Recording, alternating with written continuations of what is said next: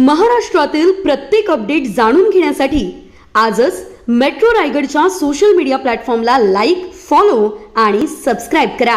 आगामी जिल्हा परिषद आणि पंचायत समिती निवडणुकांच्या पार्श्वभूमीवर महायुतीमध्ये कलह वाढण्याची शक्यता तीव्र झाली आहे. स्थानिक स्वराज्य संस्थांच्या निवडणुकांसाठी शिवसेनेनं मांडलेला आघाडीचा प्रस्ताव राष्ट्रवादी काँग्रेसनं स्पष्ट शब्दात नाकारलाय.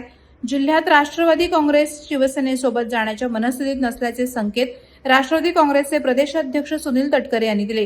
त्यामुळे महायुतीच्या एकत्र येण्याची शक्यता धूसर झाली आहे. राष्ट्रवादी काँग्रेसचे प्रदेशाध्यक्ष खासदार सुनील तटकरे यांनी सांगितलं की शिवसेनेच्या काही नेत्यांकडून त्यांच्यावर सातत्याने टीका होत असतानाच मैत्रीचा प्रस्ताव पुढे आल्यामुळे त्याला गांभीर्याने घेणं शक्य नाही. शिवसेनेतील काही नेत्यांनी तटकरे यांच्यावर सार्वजनिक कार्यक्रमांमध्ये आणि राजकीय सभांमध्ये तिखट टीका केली असून त्यातून निर्माण झालेला तणाव अद्याप शमलेला नाही. अशा परिस्थितीत दोन्ही पक्षात मैत्रीपूर्ण संबंध निर्माण होण्याची शक्यता कमीच असल्याचं निरीक्षकांचं मत आहे. केवळ पालकमंत्री पदावरून सुरू झालेला हा वाद विकोपाला गेलाय. नगरपालिका मतदानाच्या दिवशी देखील याची प्रचिती आली.